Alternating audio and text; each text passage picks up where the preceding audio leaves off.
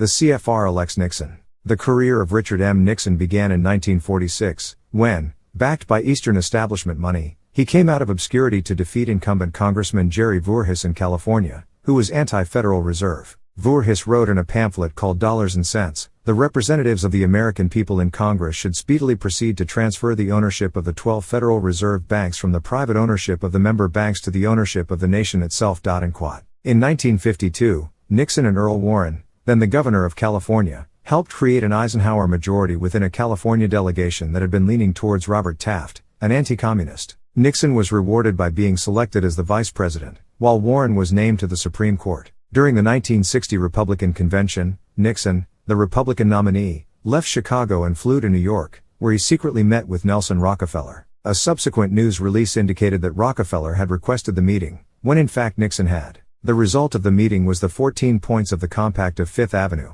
which injected Rockefeller's socialistic plans into the platform of the Republican Party. After losing to Kennedy, Nixon ran for governor in California, but lost to Pat Brown in 1962. He left his law practice, and moved to New York, where he worked as a partner in the law firm of John Mitchell, who was Rockefeller's personal attorney. He lived in an apartment at 810 Fifth Avenue, a building owned by Rockefeller. He was a CFR member from 1961-65, and it was during this time that Nixon rebuilt his political career. On November 22, 1963, the citizens of Dallas, Texas, found in their Dallas Morning News an unsigned leaflet titled "Wanted for Treason."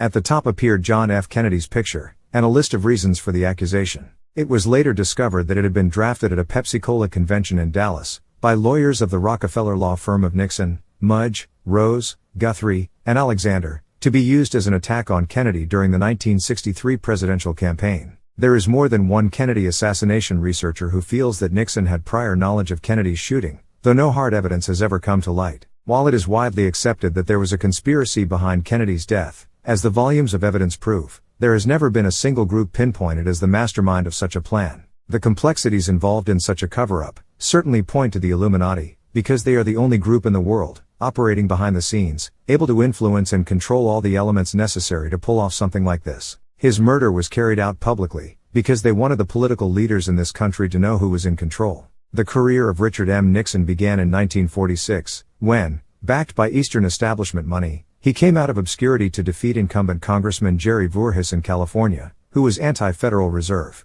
Voorhis wrote in a pamphlet called Dollars and Cents, "The representatives of the American people in Congress should speedily proceed to transfer the ownership of the 12 Federal Reserve banks from the private ownership of the member banks to the ownership of the nation itself." In 1952, Nixon and Earl Warren, then the governor of California, helped create an Eisenhower majority within a California delegation that had been leaning towards Robert Taft, an anti-communist. Nixon was rewarded by being selected as the vice president, while Warren was named to the Supreme Court. During the 1960 Republican Convention, Nixon, the Republican nominee, left Chicago and flew to New York, where he secretly met with Nelson Rockefeller. A subsequent news release indicated that Rockefeller had requested the meeting, when in fact Nixon had. The result of the meeting was the 14 points of the Compact of Fifth Avenue, which injected Rockefeller's socialistic plans into the platform of the Republican Party. After losing to Kennedy, Nixon ran for governor in California, but lost to Pat Brown in 1962. He left his law practice, and moved to New York, where he worked as a partner in the law firm of John Mitchell, who was Rockefeller's personal attorney. He lived in an apartment at 810 Fifth Avenue, a building owned by Rockefeller. He was a CFR member from 1961-65, and it was during this time that Nixon rebuilt his political career. On November 22, 1963, the citizens of Dallas, Texas, found in their Dallas Morning News an unsigned leaflet titled "Wanted for Treason." At the top appeared John F. Kennedy's picture, and a list of reasons for the accusation. It was later discovered that it had been drafted at a Pepsi-Cola convention in Dallas, by lawyers of the Rockefeller law firm of Nixon, Mudge, Rose, Guthrie, and Alexander, to be used as an attack on Kennedy during the 1963 presidential campaign. There is more than one Kennedy assassination researcher who feels that Nixon had prior knowledge of Kennedy's shooting, though no hard evidence has ever come to light. While it is widely accepted that there was a conspiracy behind Kennedy's death, as the volumes of evidence prove, there has never been a single group pinpointed as the mastermind of such a plan. The complexities involved in such a cover-up certainly point to the Illuminati, because they are the only group in the world, operating behind the scenes, able to influence and control all the elements necessary to pull off something like this. His murder was carried out publicly, because they wanted the political leaders in this country to know who was in control. 10 days before he was shot in Dallas, It has been reported that President Kennedy said in a speech at Columbia University, "The high office of president has been used to foment a plot to destroy the Americans' freedom, and before I leave office I must inform the citizen of this plight." There has been a phenomenal amount of research done on the case of President Kennedy's murder, and it almost seems that when he died, the tide changed in this country. The forces behind the assassination of Kennedy were able to change the course of history at will, and with the newfound confidence at their success, the power they gained literally allowed them to exert complete control over American government. One fact that linked the Illuminati to the Kennedy conspiracy was the oil connection. Huge oil fields had been discovered off the coast of Vietnam in 1950, and Rockefeller was able to use oil as a ploy to ferment a fear that Vietnam would be lost to communism, the way Cuba was. However, Kennedy wanted to end American involvement in the war, and in October 1963, he recalled 1,000 so-called advisors. He planned to bring home all American soldiers by 1965. After Kennedy was eliminated, the U.S. government escalated the war in Vietnam. Billions of dollars was being made from the war, because war is good business. This money source would have ended. Though the Office of Strategic Services, OSS, an offshoot of the Coordinator of Information, was initiated in 1942 by President Roosevelt, President Harry Truman was the one responsible for its evolution into the Central Intelligence Agency in 1947. He also began to see its growing power. In a column that appeared in the Washington Post on December 21, 1963, he revealed his feelings about the agency. "For some time I have been disturbed by the way the CIA has been diverted from its original assignment. It has become an operational and at times a policymaking arm of the government." On January 16, 1961, in his farewell to the nation, President Eisenhower said, "In the councils of government, we must guard against the acquisition of unwarranted influence, whether sought or unsought, by the military-industrial complex. The potential for the disastrous rise of misplaced power exists and will persist. We must never let the weight of this combination endanger our liberties or democratic processes." Kennedy's hatred of the CIA was well known. After the Bay of Pigs disaster, he fired CIA Director Allen Dulles, who had secretly developed plans to expand the Vietnam War, and said he wanted to splinter the CIA in 1,000 pieces and scatter it to the winds. Using a federal statute, Kennedy was going to force J. Edgar Hoover, the aging director of the FBI, to retire, because he wanted somebody who better represented his new frontier. Conservative in his economics, it was his intention to circumvent the Federal Reserve, by returning the authority to coin and regulate money back to the Congress, rather than have it manipulated by the international bankers who print the money and then loan it back to the federal government with interest. On June 4, 1963, he signed Executive Order Number 11,110, which called for the issuance of $4.3 billion in United States notes through the U.S. Treasury, rather than the Federal Reserve, very similar to what Abraham Lincoln did. The order also provided for the issuance of silver certificates against any silver bullion, silver, or standard silver dollars in the Treasury not then held for redemption of any outstanding silver certificates, to prescribe the denominations of such silver certificates, and to coin standard silver dollars and subsidiary silver currency for their redemption. This meant that for every ounce of silver in the U.S. Treasury's vault, the government could issue money against it. This resulted in the introduction of more than $4 billion worth of U.S. notes into circulation, consisting of $2 and $5 bills, and although they were never issued, $10 and $20 notes were in the process of being printed when Kennedy was killed. On Monday, November 25, 1963, the day of Kennedy's funeral, President Johnson signed an executive order to recall the U.S. notes that had been issued by Kennedy's earlier directive, and 5 months later, the Series 1958 silver certificate was no longer issued, and was subsequently removed from circulation. And to top matters off, he advocated a strong West Germany, and after winning the showdown with Russia over Cuba, signed a limited nuclear test ban treaty with the Soviets. Needless to say, Kennedy's agenda was contrary to the plans for a new world order. As Jacqueline Kennedy was getting ready to leave Air Force One when it arrived in Washington, still wearing the bloodstained clothing from Dallas, she said, "I want them to see what they have done." A very strange comment to make since Oswald was already in custody. In 1968, Senator Robert F. Kennedy promised an honorable end to the Vietnam War, and with Martin Luther King Jr. delivering the black support, Kennedy most likely would have been elected president. However, that did not fit into the plans of the Illuminati, who wanted to prolong the war, and wanted Nixon to be president, because he represented the instrument that would perpetuate their goals. Again, there is plenty of evidence that points to a conspiracy in the assassinations of Bobby Kennedy, as well as King. The likelihood that the same forces were involved is evident, because again, the course of the nation was altered to fit into their plans. The Illuminati didn't want Nixon elected in 1960, and to ensure that he wasn't, Eisenhower told the country that he couldn't think of a single thing that Nixon had done to help, during the 8 years of his administration. That comment and his haggard appearance during the debates were the two main things that kept him from being elected. However, in 1968, the responsibility of moving the country closer to socialism and towards a one-world government was put upon his shoulders.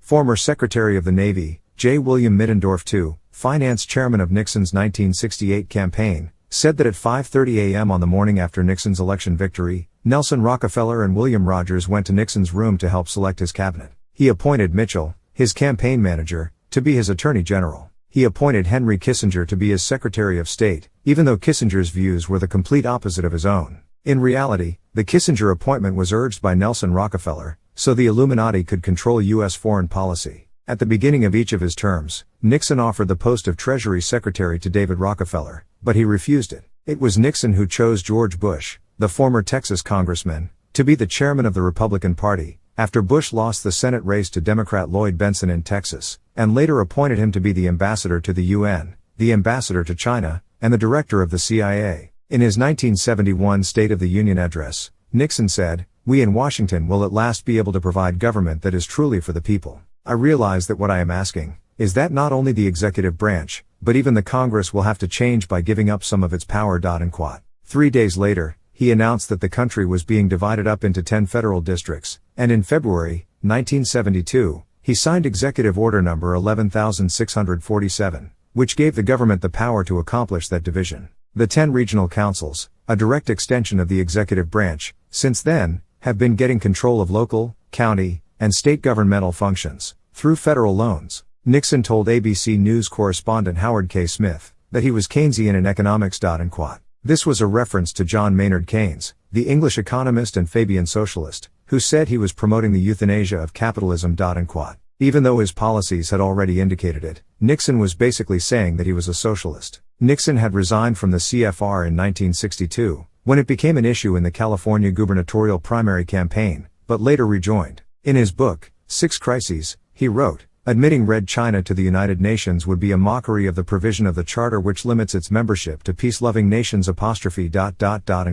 Yet he wrote in the October 1967 edition of Foreign Affairs about how he would have a new policy towards Red China. Even after a July 15, 1971 statement on Radio Peking in China that called for the people of the world to unite and defeat the U.S. aggressors and all their running dogs, Nixon accepted an invitation by Premier Zhou Enlai to go to China, where the groundwork for trade relations was established. In the early 1970s, things began to go sour for Nixon. It was the establishment newspapers, the Washington Post and the New York Times, who forced a third-rate burglary onto the front pages, and turned Watergate into a major media event, which forced President Nixon to resign from office. As more and more facts came out, it was quite obvious that Watergate was a move by the Illuminati to get rid of an uncooperative president. Watergate can actually be traced back to 1956, when Nixon's brother, Donald, received a secret loan from Howard Hughes. It proved to be embarrassing when it surfaced during the 1960 presidential election. Nixon vowed revenge against the Democrats, and later discovered that Democratic Party Chairman Lawrence F. O'Brien had been secretly retained by Hughes. Nixon sent a memo to Chief of Staff H.R. Haldeman, in January 1971, to get his special counsel Charles Colson to get the proof so that they could expose him. It was believed that the second break-in at the Democratic National Committee on June 16 to 17, 1972, was to retrieve any derogatory information the Democrats had on the Republicans, but it was later revealed that the main goal was to place a bug on the frequently used phone that was in the area of the DNC that housed the offices of R. Spencer Oliver, his secretary, and the chairman of the state Democratic Governors Organization. In March 1974, financier Robert Vesco told CBS's Walter Cronkite in an interview that 6 months before Watergate, a group had come to him who were going to attempt to get initial indictments of some high officials, using this as a launching board to get public opinion in their favor and using the press media to a great degree. The objective was to reverse the outcome of the public election. There had been an article in the Washington Post pertaining to a secret contribution to the Republican Party, and this group of Democrats had went to him, seeking more information to use against Nixon. The three people that Vesco dealt with were names that everyone would recognize, who held extremely high posts in past administrations. Vesco told New York Times writer Neil Cullinan that Watergate was intentionally created to stop Nixon. Nixon aide Bruce Hershenson said that the Watergate plot was deliberately sabotaged by a non-elected coalition of power groups.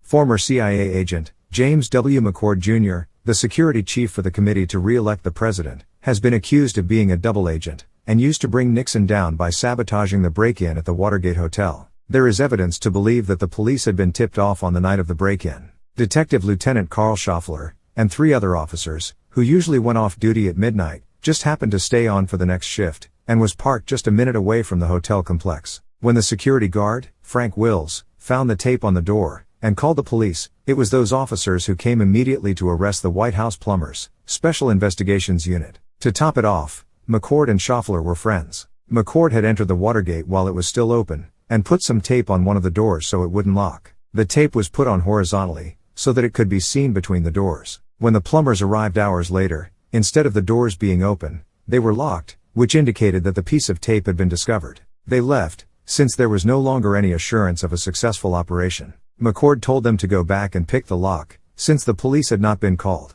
Howard Hunt and his Cuban accomplices did this, and left tape on the door for McCord to get in. About 5 minutes later, he joined them. He was supposed to remove the tape from the door, but he didn't. However, he told the other plumbers that he did. He also instructed them to shut off their walkie-talkies, so the static wouldn't be heard, which means they were inside the office without being able to hear any outside communications taking place. They were caught when Wills discovered the door taped for a second time. Afterward, on March 19, 1973, McCord wrote a letter to Judge John J. Sirica, which turned the Watergate affair into a national crisis, by saying that Attorney General John Mitchell was involved, that campaign money was used to pay the plumbers, and that the White House was trying to blame the CIA, when in fact the White House had engineered the entire operation, and Nixon covered it up. This came after Nixon held a press conference to say, "There is no involvement by the White House." In the years since Watergate occurred, one simple fact seems to have emerged, and that is, that Nixon probably had no prior knowledge of the break-in. White House counsel John Dean III ordered it and deceived the President of the United States into joining a conspiracy to obstruct justice in order to cover up a crime that Nixon had not committed.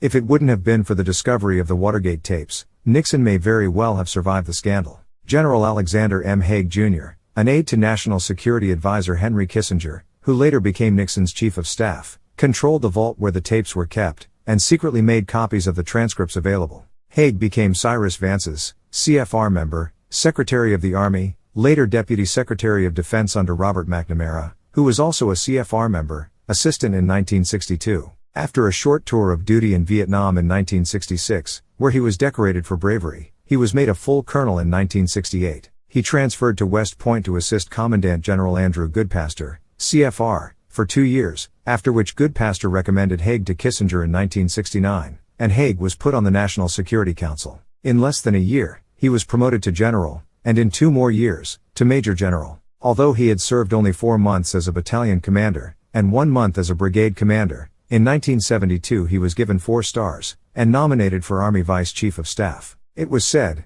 that 183 other generals, who were more deserving, were passed over. Ford would later promote him to Supreme Allied Commander in Europe. He resigned in 1979 because he was critical of Carter's defense and foreign policies. He became the Chief Operating Officer of United Technologies, only to return to government for 18 months as Reagan's Secretary of State. Haig was a member of the Council on Foreign Relations. John Dean claimed that Deep Throat, the man who leaked information to Bob Woodward of the Washington Post, was Alexander Haig. Haig denied it. Woodward had claimed that he didn't meet Haig until 1973. However, it has since been revealed that prior to Woodward becoming a reporter, he was a lieutenant in the Navy, and as a special briefing officer, and had contact with Haig at the National Security Office in the White House. It now appears that Haig had a huge role in bringing Nixon down. So why did the Illuminati turn against Nixon? In addition to the previously mentioned economical changes, he infuriated Kissinger by bombing North Vietnam without consulting anyone. It was even rumored that Nixon was planning to get rid of Kissinger.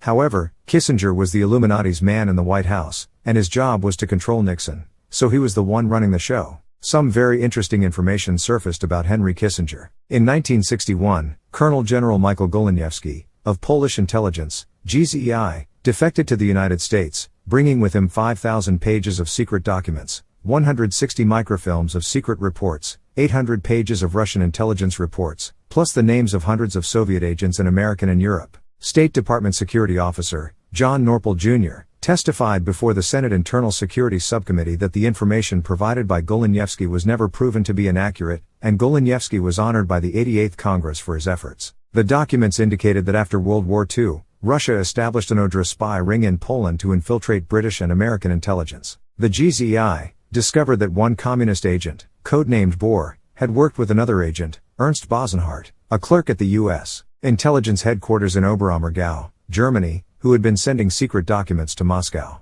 Bosenhart was convicted of espionage in 1951. Bohr returned to the United States, and was secretly working with the CIA, while teaching at Harvard University. Bohr was identified as Sergeant Henry Alfred Kissinger. Kissinger became a consultant on security matters during the administrations of Eisenhower, Kennedy, and Johnson, and served as Nelson Rockefeller's chief advisor on foreign affairs. In his book White House Years, he called Rockefeller, the single most influential person in my life. His book, Nuclear Weapons and Foreign Policy, in 1957, established him as the leading authority on U.S. strategic policy, and he was the one who initiated the Strategic Arms Limitation Talks, SALT. There should be little doubt where his allegiances are in regard to his support of one world government. This story took on additional meaning when in 1965, former CIA Chief of Research and Analysis, Herman E. Kimsey, used fingerprint, dental and medical records, handwriting analysis, blood tests, and interviews with childhood friends and relatives to reach a conclusion that Golenievsky was actually Alexei Romanov, the son of Nicholas II, who survived the alleged communist massacre of the Russian royal family. The Bolshevik government had claimed that in the middle of the night, July 16, 1918, they had captured the 7 members of the Russian imperial family, which included the Tsar Nicholas, his wife, Alexandra, son, Alexei, and 4 daughters, Olga, Tatiana, Maria, and Anastasia, as well as Dr. Eugene Botkin, the imperial physician, and 3 servants, and murdered them in the basement of the Apatiev house in Ekaterinburg, now Sverdlovsk. They took their bodies 14 miles away to the abandoned Four Brothers mine, soaked the bodies with gasoline, attempted to burn them, and buried them in the swamp. They were only successful in burning the 2 youngest ones, Alexei and Anastasia. Their personal belongings were thrown down a mine shaft. Fearing that they would be discovered, 2 days later, the bodies were retrieved. Those remaining were buried in the middle of a dirt road, where in 1979, they were discovered by a local historian and Soviet television personality, who excavated 2 skulls, analyzed them, and then reburied them. The discovery was finally announced in 1989. In 1991, the final resting place of the Romanovs was reopened for the last time, and the remains, a box of bones purported to be 5 of the 7 Romanovs, were removed for DNA analysis. In 1995, the test's results were released, which indicated that the remains were that of the royal family. However, many Russians doubted the claims, and in 1998, when a funeral was finally held, the head of the Russian Orthodox Church ordered the officiating priest not to refer to Romanovs by name, but instead, as the victims of the revolution. The priest said before the funeral, "The truth is I don't know who I am burying." According to the official report, there were a total of 23 people in the cellar, which measured 17 feet by 14 feet. One of the first investigators on the scene, Captain Malinovsky, of the Officers' Commission, concluded, "As a result of my work on this case I became convinced that the imperial family was alive. It appeared to me that the Bolsheviks had shot someone in the room in order to simulate the murder of the imperial family. Some have suggested that it was only Dr. Botkin and the servants who were shot." In December 1970, documents released by the British government revealed that President Wilson backed a secret mission to Russia that resulted in the rescue of the Tsar and his family, who were smuggled out of Russia in the back of trucks, and then taken by ship to Europe where they have lived since 1918. The report said that Sir William Wiseman, a partner in the New York banking house of Kuhn, Loeb and Company, received $75,000 from the U.S. government as part of a scheme for a secret mission to rescue the Tsar and his family. Prince Kuli Mirza, commander of the White Russian forces, believed that the royal family survived, and showed Gleb Botkin, the son of the Tsar's doctor, documents which said that the imperial family had first been taken to a monastery in the province of Perm, and later to Denmark. A 1919 book called Rescuing the Tsar, by James P. Smith, who identified himself as an American secret agent, revealed how he led the Romanovs through a secret tunnel to the British consulate in Ekaterinburg, and from there they were secretly taken to Tibet. The remains of the 2 youngest of the Romanov children, Alexei and Maria, have never officially been located, and through the years, there has been some evidence to suggest that Alexei and Anastasia may have survived the execution. An entry in the diary of Richard Meinertzhagen, a former British intelligence agent, suggested that one of the Tsar's daughters escaped, and in the 1993 book The Romanov Conspiracies, British writer, Michael Eccleshaw, also claimed that one of the Tsar's daughters survived. The Treaty of Brest-Litovsk between Russia and Germany, which was signed on March 3, 1918 to end the hostilities between them, was said to also contain a codicil that guaranteed that the Romanovs would not be harmed. The Russian people were to continue believing that they were dead, so the communists could replace the monarchy. It had been hoped that the Bolshevik government wouldn't survive, so they could return, but it never happened. On June 11, 1971, the New York Daily Mirror announced the exclusive publication of reminiscences of observations by His Imperial Highness Alexei Nikolaevich Romanov, Tsarevich and Grand Duke of Russia.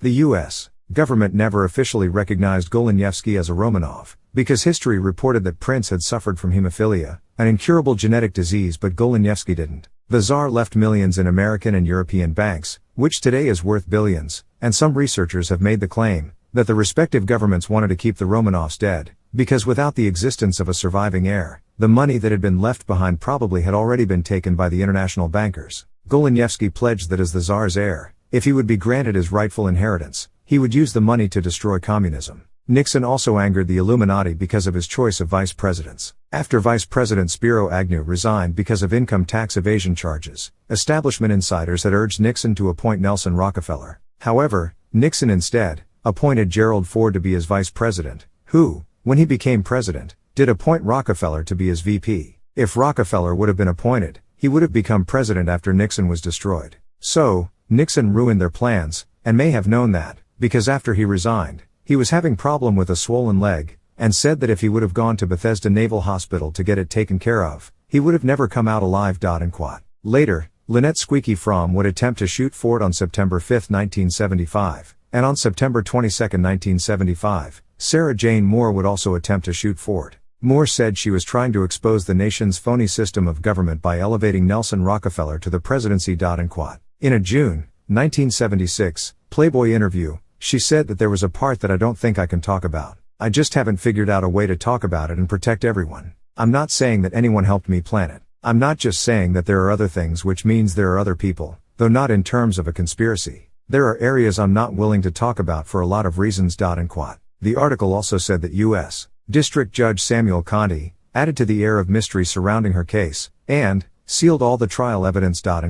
This certainly gives some serious overtones to the attempts on Ford's life, and if they were actually intended to elevate Rockefeller to the presidency. The bottom line seems to be that Nixon got cocky. With the Illuminati hoping to have world control by 1976, it was rescheduled for the mid-80s. Nixon was hoping to follow in the steps of Woodrow Wilson and Franklin D. Roosevelt, who were virtual dictators, and began acting on his own to bring about change, so he could head the world government. On May 21, 1971, James Reston, CFR, wrote in an article that appeared in the New York Times, Mr. Nixon would obviously like to preside over the creation of a new world order, and believes he sees an opportunity to do so in the last 20 months of his first term. It is likely that the plan to get rid of Nixon was beginning to take shape at that time. In the summer of 1973, Republicans partial to Nixon had announced to the Washington media that they wanted Nixon to be elected to a third term and had organized a group known as the Committee to Repeal the 22nd Amendment. The movement sort of died within a couple of weeks. Then in October, came the rumor that Nixon may be considering a military coup to stay in office. General Alexander Haig told the Congress during his confirmation hearings for the position of Secretary of State on January 1981, that some people in Washington were flirting with solutions which would have been extra-constitutional. Watergate Special Prosecutor Leon Jaworski warned the grand jury that if they decided to indict Nixon, he may use force to remain in office. In June 1982, Harold Evans, Watergate grand juror, appearing on a segment of the ABC TV news show 2020. Said that Jaworski told them that if they indicted Nixon, he might surround the White House with armed forces. On October 26, 1973, in a Washington Star article called "Has President Nixon Gone Crazy?" syndicated columnist Carl Rowan wrote, "In the face of a vote to impeach, he might try, as commander-in-chief, to use military forces to keep himself in power." In another article called "The Pardon," in the August 1983 edition of the Atlantic Monthly, Seymour Hersh, one of Nixon's Joint Chiefs of Staff, wrote that in a December 22, 1973 meeting, he kept on referring to the fact that he may be the last hope, that the Eastern elite was out to get him. He kept saying, "This is our last and best hope, the last chance to resist the fascists of the left." His words brought me straight up out of my chair. I felt the president, without the words having been said, was trying to sound us out to see if we would support him in some extra-constitutional action. Secretary of Defense James Schlesinger began to investigate what forces could be assembled at his order as a counterweight to the Marines, if Nixon in a crisis chose to subvert the Constitution. The notion that Nixon could at any time resort to extraordinary steps to preserve his presidency was far more widespread in the government than the public perceived.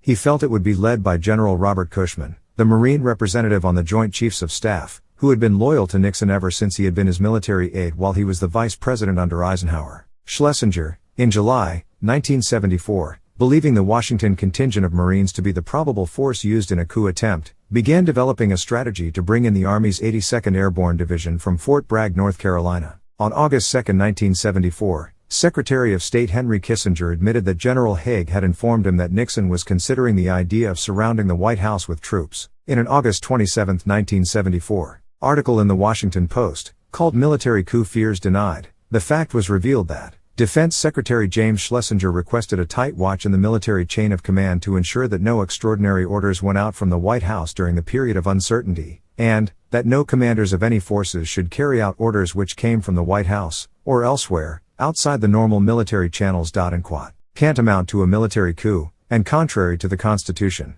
the Joint Chiefs of Staff sent a secret communiqué to all commanders of the U.S. military forces around the world. Upon receipt of this message, you will no longer carry out any orders from the White House. Acknowledge receipt. Rather than a plot by the Illuminati to militarily take over the government, it seemed to be more of an attempt by Nixon to keep from getting pushed out of office by the powers that actually run this country. In the end, he knew what kind of power he was dealing with, and resigned his office on August 9, rather than risk what remaining credibility he had, by trying to grab what he could not hold. His resignation also prevented an impeachment trial, which may have allowed secret information to come to light.